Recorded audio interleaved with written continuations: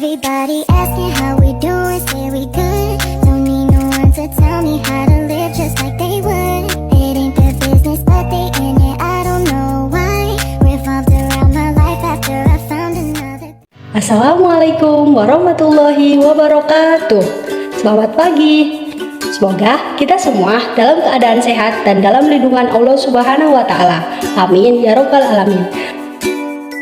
Saya akan menjelaskan video pembelajaran Akidah Akhlak MTS kelas 8 semester 1. Mari simak videonya.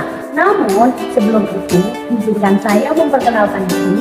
Nama Deliana Pujiati kami, kelas PAI 3C, NIM 141122064, mata kuliah media pembelajaran. Sebelum pembelajaran dimulai, marilah kita membaca basmalah bersama-sama. Bismillahirrohmanirrohim. Baiklah, langsung saja kita mulai video pembelajaran ini dengan judul menghindari akhlak tercela. Di sini saya akan membacakan daftar isi pembelajaran, yaitu sebagai berikut. 1. Ananiyah. A. Pengertian ananiyah. B. Bentuk-bentuk ananiyah dalam kehidupan sehari-hari. C. Dampak negatif ananiyah. D. Cara menghindari ananiyah. Yang kedua, putus asa. A. Pengertian putus asa. B. Ciri-ciri putus asa. D. Dampak negatif putus asa. Dan D. Cara menghindari diri dari putus asa. Yang ketiga, godop. Yang akan dibahas: A. Pengertian godop. B. Bentuk-bentuk godop. C. Dampak negatif dari godop. Dan D. Cara menghindari atau mengurangi godop. Materi pertama yang akan kami bahas yaitu ananiyah. Ananiyah atau egois artinya perbuatan atau tingkah laku yang hanya mementingkan diri sendiri tanpa memperhatikan lingkungan sekelilingnya dan kepentingan bersama. Perbuatan tersebut sangat bertentangan dengan ajaran Islam, di mana Islam menganjurkan kepada umatnya untuk memperhatikan dan saling tolong-menolong antara satu dengan yang lainnya dalam hal kebaikan dan juga takwa. Ananiyah berasal dari bahasa Arab anak yang berarti aku. Ananiyah berarti sebangsa aku atau keakuan. Secara istilah, ananiyah berarti sikap keakuan, sikap mementingkan diri sendiri dan kurang memperhatikan orang lain. Di dalam bahasa Indonesia, sikap itu dinamakan egois. Sikap ananiyah terkait dengan sikap takabur.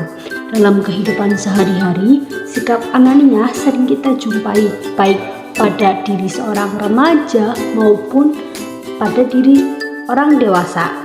Sikap ananiyah tidak disenangi orang lain karena dianggap tidak menghargai orang lain. Sikap ananiyah ini jelas dilarang oleh agama, sebagaimana firman Allah Quran Surat Al-Mu'minun ayat 71.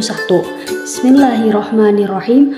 Walawi taba'al haqqu ahwa'ahum lafasadati samawati wal ardu wa man fihin bal atainahum bidzikrihim fahum an dzikrihim mu'ridun.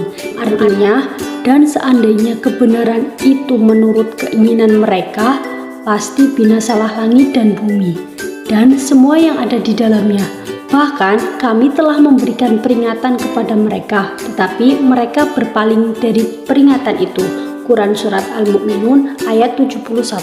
Yang kedua adalah bentuk-bentuk ananiyah. Ananiyah dapat diwujudkan dalam berbagai bentuk. Adapun sikap ananiyah yang dapat kita jumpai dalam kehidupan sehari-hari adalah sebagai berikut. Yang A. Selalu ingin menang dalam pembicaraan bersama teman. B. Kurang menghargai pendapat orang lain walaupun pendapatnya benar. Yang C. Menonjolkan kemampuan dirinya di hadapan sesama manusia. Yang D. Susah menerima kritik dan saran dari orang lain. Sikap ananiyah ini juga akan memunculkan sikap-sikap buruk yang lain, misalnya bakhil, tamak, mau menang sendiri, dolim, meremehkan orang lain, dan juga merusak. Sifat ini jika tidak disegera diobati akan berkembang menjadi sifat yang congkak dan juga takabur, dengan ciri khasnya yaitu batrul haq atau menolak kebenaran, dan juga ghamsun nas atau meremehkan manusia. Islam melarang umatnya untuk bersifat ananiyah, dan sebaliknya Islam menganjurkan umatnya untuk berbuat insyariah, yaitu rasa kebersamaan, pekaan sosial, mendahulukan kepentingan orang lain di atas kepentingan pribadi, dan bahkan juga harus mengorbankan dirinya. Setiap larangan agama pasti berdampak negatif jika dilanggar. Nah, yang selanjutnya yang akan kita bahas yaitu dampak negatif ananiyah. Adapun dampak-dampak negatif dari ananiyah yang akan dirasakan pelakunya sendiri sebagai berikut. A. Tidak disukai dalam pergaulan karena meremehkan orang lain. B. Memiliki banyak musuh karena egois dan mengorbankan orang lain. C. Menurunkan martabatnya sehingga lambat laun tidak disukai orang lain. D. Terisolir dari pergaulan masyarakat di lingkungannya. Yang E. Citra diri yang buruk karena orang lain tidak mau bergaul dengan orang egois. Yang F. Sering merasa kecewa karena orang egois selalu minta dilayani. Akibatnya, dia akan rentan dengan kekecewaan. Selanjutnya adalah cara menghindari ananiyah. Menghindari ananiyah memang bukan suatu yang mudah. Namun, apabila memiliki usaha yang kuat dan niat yang kuat, niscaya akan memperoleh hasil juga. Sikap ananiyah yang dapat dikurangi dengan cara menghidupkan dan mengembangkan sikap insyariah sebagai berikut. Yang A. Menyadarkan diri bahwa manusia itu diciptakan sama dan mempunyai hak yang sama. Hal ini akan melahirkan sikap menghargai orang lain, dan dengan demikian akan mengenal, memahami, dan mencintai sesama manusia. Yang B. Membiasakan bersedekah dan beramal kepada orang lain. Yang C. Menyadari bahwa manusia hidup membutuhkan orang lain. Dan yang D. Menekan hawa nafsu dan memupuk sikap belas kasihan dan tenggang rasa. Yang E. Menyadari bahwa hidup adalah pengabdian yang membutuhkan perjuangan dan memerlukan pengorbanan.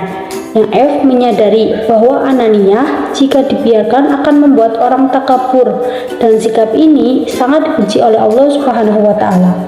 Yang G. Menanamkan dan membiasakan sikap tawaduk, syukur, ikhlas, dan tasamuh. Terakhir, menghayati dan mendalami setiap butir perintah ibadah secara menyeluruh seperti sholat, puasa, zakat, dan juga lain sebagainya. Setelah kita mengetahui apa itu ananiyah, kemudian bentuk-bentuknya, dampak negatifnya, dan juga inti pentingnya, yaitu cara menghindari ananiyah, yang kedua akan kita bahas yaitu tentang putus asa. Putus asa adalah sikap atau perilaku merasa bahwa dirinya telah gagal dalam meraih suatu harapan atau cita-cita dan tidak mau berusaha untuk melanjutkan apa yang diinginkan. Hidup ini bagaikan permainan, kadang berhasil, kadang pula gagal. Menang kalah tentulah merupakan sesuatu yang biasa. Bahkan banyak yang berkata bahwa hidup hanya menunda kekalahan. Kita boleh gagal, kita boleh salah, boleh juga tertimpa musibah. Namun kita tidak boleh untuk menyerah dan juga putus asa. Kegagalan hendaknya kita jadikan cambuk untuk membangkitkan semangat kita. Kita tidak boleh menyerah kepada kelemahan kita dan tidak boleh menyerah kepada tantangan hidup, tidak boleh menyerah pada keterbatasan kita, namun harus tetap berjuang untuk menggapai keberhasilan, sebab keberhasilan adalah piala yang direbut, bukan kado yang dihadiahkan begitu saja. Menyerah dalam keputusasaan bukanlah bagian dari proses memperebutkan keberhasilan itu, bahkan merupakan racun yang menggerogoti cita-cita. Maka tak ada alasan bagi seorang muslim untuk berputus asa. Bahkan Allah Subhanahu wa Ta'ala sendiri firman dalam Quran surat Yusuf ayat 87, Bismillahirrahmanirrahim. Ya bani yadhabu fatahassasu min Yusufa wa ahi wa la tai'asu min ruhillah innahu la yai'asu min ruhillahi illal qaumul kafirun. Yang artinya, wahai anak-anakku, pergilah kamu, carilah berita tentang Yusuf dan saudaranya dan jangan kamu berputus asa dari rahmat Allah. Sesungguhnya yang berputus asa dari rahmat Allah hanyalah orang-orang kafir. Quran Surat Yusuf ayat 87. Kedua adalah ciri-ciri putus asa. Putus asa yang dialami oleh seseorang memiliki ciri-ciri, diantaranya adalah sebagai berikut. Yang A. Bermalas-malasan setelah mengalami kegagalan dalam usaha. Yang B. Tidak bersemangat dalam meneruskan usaha yang gagal. Ini sebenarnya konteksnya masih sama dengan yang A. Yang C. Murung dan tidak memiliki gairah untuk berusaha lagi. Yang D. Mudah terpancing emosinya sehingga sering marah meskipun hanya sebab yang kecil. Dampak negatif putus asa. Putus asa termasuk akhlak mazmumah dan dampaknya sangat buruk bagi diri sendiri dan juga keluarga. Adapun dampak negatif dari putus asa adalah sebagai berikut. Yang A. Merugikan diri sendiri karena membuang waktu dan energi. Yang B. Susah mencapai kemajuan karena tidak berani berbuat dan khawatir akan mengalami kegagalan lagi. Yang C.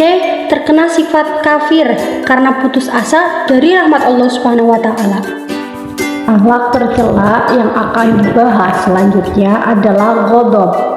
Ghadab berasal dari bahasa Arab ghadiba yaghdabu ghadaban, yang berarti merasa atau perasaan sangat tidak senang dan panas karena dihina dan juga dipermalukan kurang baik.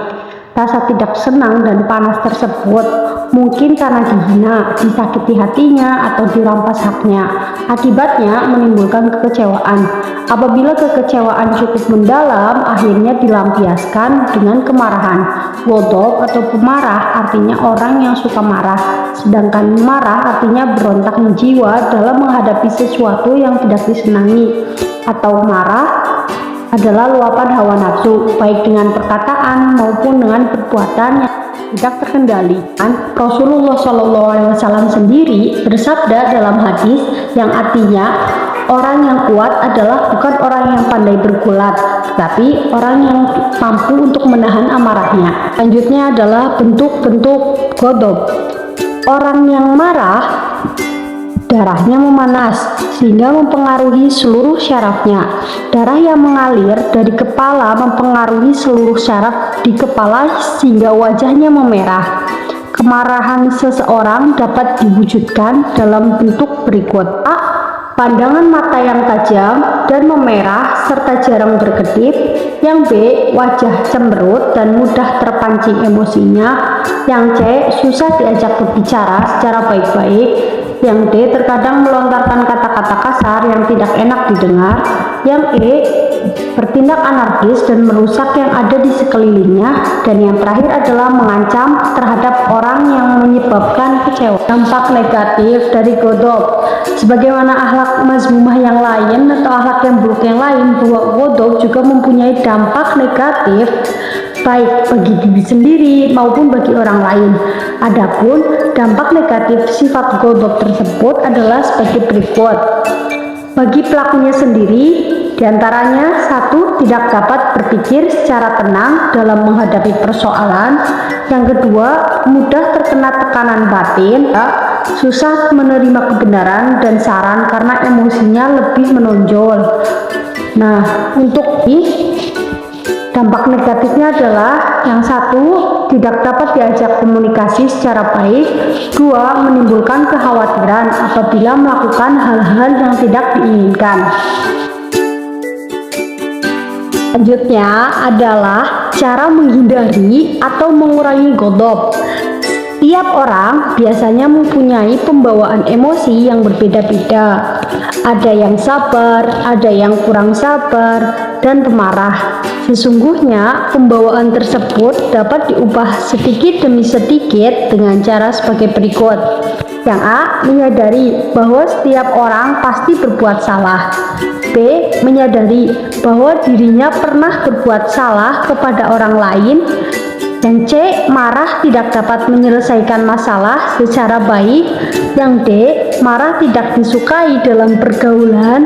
Dan yang terakhir, banyak bergaul dengan banyak orang karena kemarahan sering terhapus jika dilihat dari orang lain. Baiklah, setelah kita mengetahui beberapa jenis akhlak tercela, marilah kita untuk senantiasa menjauhi akhlak-akhlak tercela tersebut atau akhlak mazmumah tersebut agar kita senantiasa mendapat rahmat Allah Subhanahu wa taala dan termasuk golongan hambanya yang bertakwa. Sekian video pembelajaran dari kami, kurang lebihnya kami mohon maaf. Wabillahi taufiq wal hidayah. Wassalamualaikum warahmatullahi wabarakatuh.